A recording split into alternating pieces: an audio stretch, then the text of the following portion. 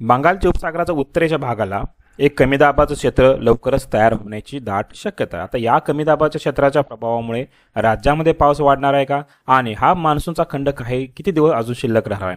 नमस्कार, मी सर्वांचं स्वागत करतो हवामान अपडेट या आपल्या यूट्यूब चॅनलवरती. मी नेताई जाधव आणि आपण पाहणार आहोत 14 जुलै रोजीचा संपूर्ण महाराष्ट्र राज्याचा हवामानाचा अंदाज. सर्वप्रथम पाठीमागच्या 13 दिवसापासून म्हणजे 1 जुलै ते 13 जुलैपर्यंत आपण पावसाचा विचार जर केला, म्हणजे पाऊस झालेला पाऊस आणि ॲक्च्युअल पाऊस जर विचार जर केला, कोकण आणि गोवा रिजन आहे, या दोन रिजनमध्ये नॉर्मल पाऊस हा 1131 mm एवढा आहे.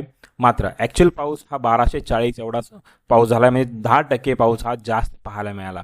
याचबरोबर मध्य महाराष्ट्राचा ॲक्च्युअल नॉर्मल पाऊस हा 251.2 आणि झालेला पाऊस हा 266.1 आहे. जवळपास 6% जास्त या ठिकाणी पाऊस पाहायला मिळाला.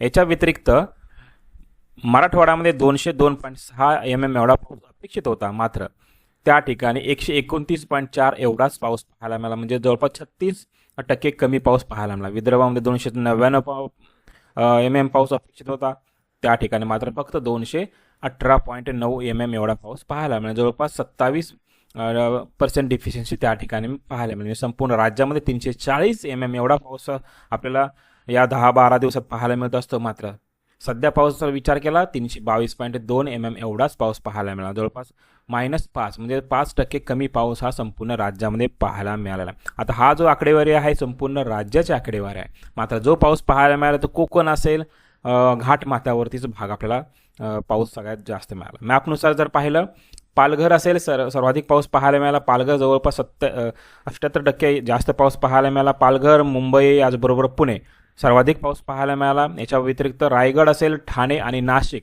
या ठिकाणी सर्वसाधारणपेक्षा अधिक पाऊस त्या ठिकाणी पाहायला मिळाला. ज्या ठिकाणी हिरवा कलर दिसतो याच्यामध्ये रत्नागिरी असेल, सातारा, सांगली, कोल्हापूर, अहिल्यानगर, संभाजीनगर, जळगाव, बुलढाणा असेल, याचबरोबर यवतमाळ, वर्धा आणि गोंदिया या ठिकाणी पाऊस हा कमी झालेला आहे. मात्र त्या ठिकाणी नॉर्मल कॅटेगरीने पाऊस आपल्याला पाहायला मिळत आहे.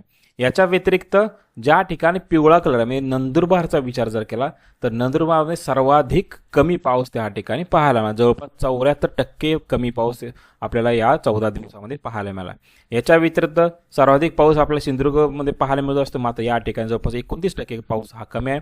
सोलापूर, धाराशिव, लातूर, बीड, जालना, परभणी, नांदेड असेल, हिंगोली, वाशिम, अकोला, अमरावती, नागपूर, भंडारा असेल, चंद्रपूर, गडचिरोली संपूर्ण जे लाल कलरचे तुम्हाला जिल्हे दिसतात या ठिकाणी ही पाऊस हा अत्यल्प पाहायला मिळेल, म्हणजे सर्वाधिक डिफिशियन्सी एरिया त्या ठिकाणी आहे.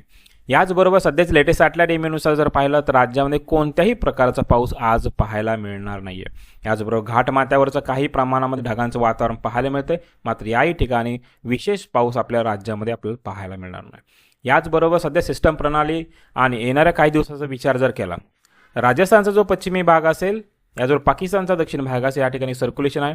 याचबरोबर जे अक्षरेषा आहे ते अक्षरेषा हिमालयाच्या पावत्याशी सध्या स्थित आहे. याचबरोबर उद्या संध्याकाळी किती 15 तारखेच्या जवळपास बंगालच्या उपसागराच्या या भागामध्ये एक सर्क्युलेशन तयार होईल. शक्यता आहे की या ठिकाणी एक लो प्रेशर एरिया तयार होण्याची दाट शक्यता आहे. मात्र याचा जो फोरकास्ट ट्रॅक असेल तो फोरकास्ट ट्रॅक अजून मात्र निश्चित नाही आहे. मात्र ज्यावेळेला हे सर्क्युलेशन तयार होईल किंवा लो प्रेशर तयार होईल, ज्यावेळेला हे भारतामध्ये दाखल होईल, भारतीय पृष्ठभागावरती येईल, त्यावेळेला याचा प्रभाव हा आपल्याला राज्यामध्येही पाहायला मिळण्याची दाट शक्यता आहे. मात्र हा प्रभाव आपल्याला जवळपास 20 किंवा 21 तारखेनंतरच पाहायला मिळेल. मात्र येणाऱ्या 20 ते 21 तारखेपर्यंत राज्यामध्ये विशेष पावसाची शक्यता फार कमी आहे. म्हणजेच कोकणाचा जो दक्षिण भाग असेल, याच्यामध्ये रत्नागिरी असेल, सिंधुदुर्ग भाग असेल, या भागामध्ये 17 ते 18 तारखेपासून हलक्या स्वरूपाचा पाऊस पाहायला मिळेल. याचबरोबर राज्य इतरत्र संपूर्ण भाग असेल, या भागामध्ये 20 तारखेपर्यंत भाग हा संपूर्णतः कोरडा राहणार आहे. ढग येतील, वाऱ्यांचा वेगही 40 ते 50 किलोमीटर प्रति तास राहील. मात्र पावसासाठी अनुकूल वातावरण सध्या तरी राज्यामध्ये नाही आहे. मात्र हे ज्या सर्क्युलेशन जसं जसं उत्तरेला सरकेल तसं विदर्भाकडून जोरदार किंवा मुसळधार पाऊस आपल्याला या महिन्याच्या जवळपास 24 ते 30 पर्यंत पाहायला मिळण्याची दाट शक्यता. म्हणजे जुलै महिन्याचा जो शेवट असेल त्यावेळेला राज्यामध्येचा जो पूर्व भाग असेल त्या ठिकाणी मुसळधार स्वरूपात पाऊस आपल्याला पाहायला मिळेल. तत्पूर्वी जर पाहिलं, तत्पूर्वी पाऊस हा अत्यंत कमी राहील किंवा मग शक्यतो करून वातावरण कोरडं राहणार आहे. याचबरोबर येणाऱ्या 24 तासाचा जर विचार जर केला तर येणाऱ्या 24 तासामध्येही राज्याचा संपूर्ण विभाग असेल, विदर्भ, खानदेश, मराठवाडा, पश्चिम महाराष्ट्र, कोकणाचा बहुतांश संपूर्ण भाग वातावरण स्वच्छ आणि कोरडं राहण्याची शक्यता आहे. घाट माथ्यावरती एक दुसऱ्या स्वरूपामध्ये विरळ अशा ढगांची निर्मिती होऊ शकते व तुरळक स्वरूपाचा पाऊस 1 ते 2 ठिकाणीच पाहायला मिळेल. याचबरोबर राज्य इतरत्र कोणत्याही स्वरूपाचा पाऊस आपल्याला पाहायला मिळणार नाही. तर हे होतं येणाऱ्या 24 तासात राज्याचं हवामान अपडेट. जर आता आपण हवामान अपडेट या यूट्यूब चॅनल सबस्क्राईब जर केलं नसेल तर कृपया सबस्क्राईब करा, बेल आयकॉन नक्की करा. धन्यवाद.